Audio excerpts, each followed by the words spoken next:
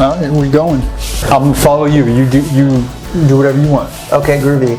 I'm sitting here with Sean Pablo, the man, the myth, the YouTuber, the legend, the human. The human. We're gonna have you introduce yourself, what you are doing here in Korea, how long have you been here, and then I want to learn from you because I'm kind of maybe, hopefully following in some of your footsteps, so I'd like to learn a lot. Anything I can do to help. I hope everybody, when they're watching this, doesn't fall asleep. So that's my only hope. Yeah. So right now the year is 2021. I came to Korea in 2014, July. So what is it? July now. Anniversary. Yeah. Wow! Congratulations. Yeah. Where did you move from? I'm from the U.S. I'm from Philadelphia, Northeast. Yeah. Okay, I'm also from the US. I'm from Atlanta. And when were you born? When was I born? Yeah. November 19th, 1990. Oh, 90. Yeah. 동갑내기네. Yeah. Oh, cool. What did you do when you got here? Were you a tourist? Were you working? I came here to work. I came here on a English teaching visa. And I lived in the Chungju, so Chungcheongdo. It's like maybe 2.5 hours from Seoul. And I walked to work every day, 30 minutes walk. And it was just like quiet and calm there. Yeah. Yeah, I was there and I was teaching and I would finish all my work. And at the end of the day, you can't leave because it's like you have to stay there even if you're finished. When I first got here, I would just watch YouTube and like just kind of be like, all right, I'm watching YouTube. All right, let's go home. And then like it really set in like after 4 months, like I'm really just like kind of wasting my life. It's like an hour and a half every day when you're like 24 years old. Right. That's a lot of time. It's a lot of time. Yeah. So I'm like, okay, I'm in Korea. I might as well like start learning Korean with that hour and a half every day. That's like, I can use that. So that's exactly what I started to do. Wow. And I would talk to my coworkers who were around the office who were also English teachers and just like practice phrases and words here and there. Use smartphone apps and books to learn how to read and write and basic sentences. And after a year of doing that, I got to a pretty conversational level. Really? Yeah. That's fast. When did you move out of that town? When did you stop teaching? How did this YouTube stuff you're doing come about? Like, where was the catalyst? Was there a moment, or am I watching the general progression of your life? So I can't tell this story without mentioning a very influential person, a really good friend of mine, David Woodworth. He's half Korean. Hey Dave. He's half Korean, half Canadian. Like me, just like tall, ambitious. All the girls liked him more than me. Yeah, he was the one that originally started the very tail end, 2015 in July. That was after 1 year of being in Korea. Me and him started a YouTube channel. How to learn Korean and motivate people while learning Korean, showing our journey. I did a video in 1 week, then he would do a video in 1 week, then I would do a video in 1 week, then him and we would do maybe 2 videos a month each, total 4 together. And it really built up this level of consistency within me to start to do YouTube. And after a year of doing YouTube with him at the very end of my first year in Korea, that's when we started, and we had been doing it for a year all the way to 2016. And so I did that for a year and we got to like 1,000 something subscribers. Then I was like, you know what? I love working with Dave. We're good friends, but I have a different vision than him. So I started my own YouTube channel, which is the one I'm doing now. Okay. Because I'm the boss now. I can do anything I want. I can film anything I want. This is the vision I want. It took me a very small fraction of the time to get to the 1,000 subscribers because I knew all the good practices. I'm starting to read the comments and like, okay, this is what they want. And at that time, I'll be the first to admit, like I did videos that like were very speaking about Korea in a very good way, and it was like just a lot of people wanted to hear a foreigner say about their country. Right. But you don't really do that anymore. I don't do that so much anymore. If I do that, I try to make it really like genuine. Why did you want to switch and make videos, make content for Koreans? Good question. I have no idea, but I just wanted to speak Korean, and I was really interested in using Korean, and because I had always put English subtitles. So when I made this channel, it wasn't necessarily for a Korean audience, but it just ended up that way. And anyway, now that I have a bigger channel, I can start to really use my influence in different ways and do different content and whatnot. So I'm always learning different possibilities of things I can do with my YouTube and Sure. to use my influence. Yeah. Let's break down one of your viral videos. Sure. And why you think that went viral from the artistic perspective. Sure. So for example, I recently did a project with John and Mac. They are these two incredibly talented American kids who have been living in Korea for a number of years now. They speak Korean, I guess fluently. I'm not Absolutely. good enough to know. They speak really well. They go to Korean public schools, and I recently did a project with them, and that's how I learned about Sean, who also did a very viral video with them. So I'm curious, what was the origin story of that video, and what can we all learn from it? Its success. There's some things that pretty much always do well on YouTube. So like high emotions, shocking, pranks. Generally, if they're done well, they can do really well. We shocked Koreans with young American boys, young white boys who spoke fluent Korean. We shocked them, right? One thing, kids who are very like cute do really well on YouTube. Cuteness. That can be like a dog who's cute or a kid who's cute, like a kid who says cute things, and always does well. And then a kid who's cute but also very impressive in their skill is extremely good for views. But then to top that off, if you do the shock factor where you show reactions of people who are like, oh my god, yeah, hi, yes, my name is John. Oh my god, you speak Korean? Like, Sure. This kind of reaction is extremely good for viral videos. So that all makes perfect sense, but here's the kicker question. Why do people not just do that formula over and over again and crush it? Oh, well, there is because Is there a fatigue, like a viewer fatigue? Yeah, oh my god, great question.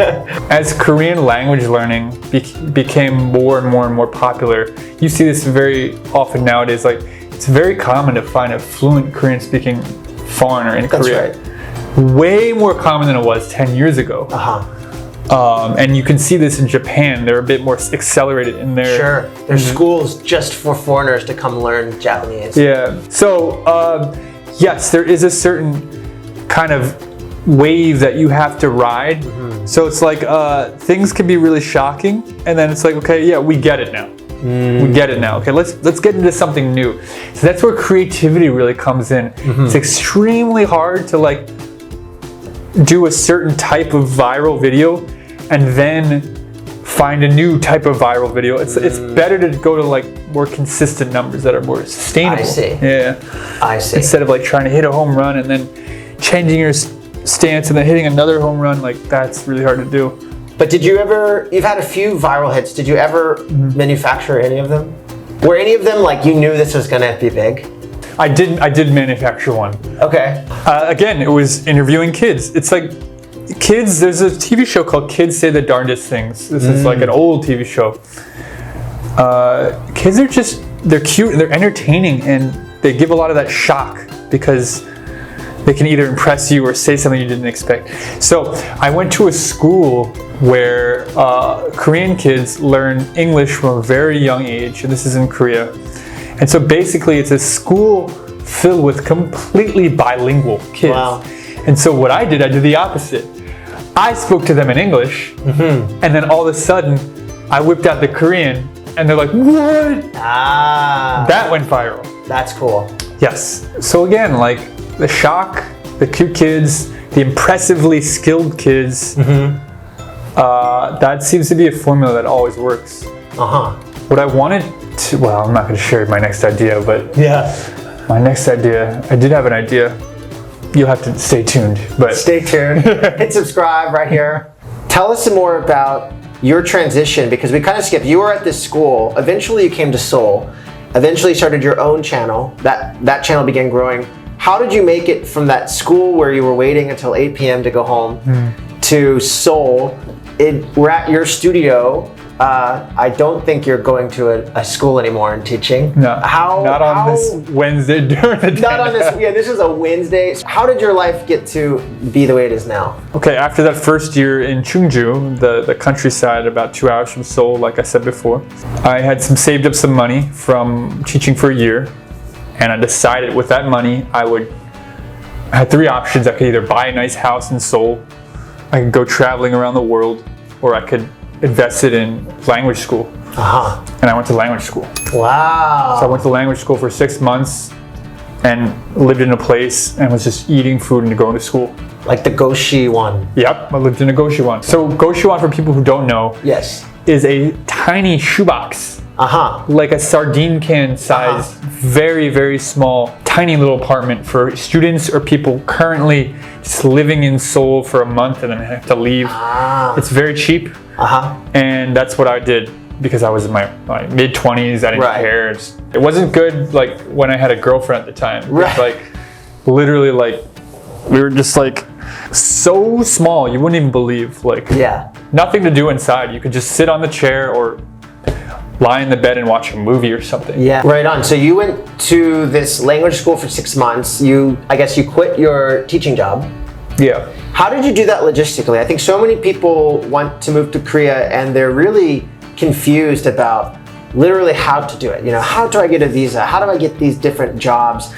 If I lose my job, how do I stay there? How did you manage legally staying in Korea but not being a teacher, coming up to Seoul, and then I want to learn what you did after that. Sure. Yeah. So I was on an E2 visa for English teaching while I was in the countryside. Came to Seoul, and I switched to a D10 visa, which is a looking for work visa. Looking for work. Yeah, and actually you're allowed to go to school on the looking for work visa. You're just not allowed to work. And sometimes they'll even let you extend the D10 looking for work visa another 6 months. You might have to show them some kind of proof that you're actually looking for a job. Sure. And then what did you do next? Got a job again. I mean, where at? I think I went to Dangsan Elementary School, which is near Hongdae. Oh yeah, very close. Yeah, and it was really, really nice. So I worked there for 6 months. Then I worked at another school for another year. That was maybe around like 2017, 2018-ish. At this point, I'm like, okay, I'm kind of starting to really grow on my YouTube. I have a few like pretty big videos now. Maybe I can go full-time on YouTube. And at this point in time, I actually had just gotten the F2 visa. So the timing was just phenomenal. F2 is just the long-term residency visa where you can basically have any job without any restriction. Sure. Yeah. Work, not work, school, no school. Yes. You kind of made that leap of faith, I guess, around that point to go full-time on YouTube, or you kept doing some full-time YouTube projects? Wow. And have you been doing that ever since? Yeah. So this is almost around year 3? Yes. Full-time creator. Yeah. And what's your 3-year review? In what aspect? Sure. Financially, or? No, has it been, let's say from a stress perspective? So a lot of things have changed throughout this 3-year process. As you know, some people might know watching this, I did a lot of street interviews, and I just, not gonna lie, got kind of sick of doing them in 2020. So that's changed. So I started working with different channel hosts to do the interviews for me, and I just do the editing. It's been way better. It's something I enjoy a lot more, being more in the back end and being like the figurehead of the channel, and then having people who contribute. That's been amazing. Corona was a terrible, terrible thing for me. In 2019, the year before Corona, I traveled to 4 different countries, and I made several videos that went viral. 2019, and I was like, okay, 2020, I'm planning. My plan was to go to 4 other new countries, and I had this grand plan. And then Corona came. Of course. Literally changed everything, the trajectory of my entire channel. So, it was pretty stressful. So I've been trying different things for the channel, because the travel thing, I couldn't do it anymore, obviously. So then I start to realize, okay, a lot of my subscribers watch me, Korean subscribers watch me for like English content. And so I really start to double down on like natural English listening. And then going into this type of thing. And during 2020, like I said, I just got sick of doing street interviews. I did it for like 3 years. Wow. And maybe I'll do them sometimes, but like, don't like having my camera on the street, like just trying to get people who don't want to be interviewed. Sure. It's also a little different. 3-4 hours to get like 6 people. In Korea, right? In America, someone might interview you when you have the camera. How you doing? Yeah. But yes, that transition to like English content has been really good because it's been consistent. Right. And it changed my views from being like this to more just like this, you know. YouTube in general, in terms of, since I'm talking about finance, like it's kind of has been a bit sporadic. Right. Just because you'll get a big video and that'll bring more views, more ad revenue. But the membership, it's kind of like Patreon for YouTube. Right. Has brought a lot more consistency, which has been amazing. And just the channel viewership, which is steady for English content, has been more amazing. So it's less virality and more just consistent.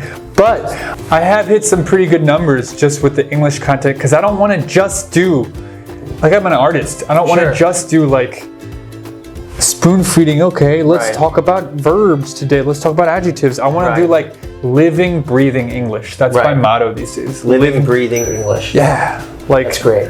Right on. Well, thanks for sharing everything with us. What are your plans now? I mean, we're still kind of in the midst of lockdowns. What are your future plans as the lockdowns stand? What are you going to do like the moment lockdowns end? It could be personal or professional. When lockdown ends, I'm definitely going to travel to the US. I'm definitely going to take my girlfriend, who's Korean, to Japan and different parts of the world that I've been to that she hasn't yet been to. And that's going to be really fun to be able to share that with somebody. Sure. Until Corona gets better, I'm going to keep working with the channel hosts. That's been amazing. There's only so far you can go with the one-man team, you know? You need to like create systems to take the stress off yourself. Well, Sean, it was really great to hang out with you today. So fun. Yeah, thanks for having me over to your studio. Maybe I can have one day. It was great learning from you, and hope everybody stays safe. This is Sean Pablo. I'm going to link to him below so you can subscribe and check out his content. Cheers. Bye guys. Right on. Nice. Thanks a lot, man. That's good. Yeah, it's fun.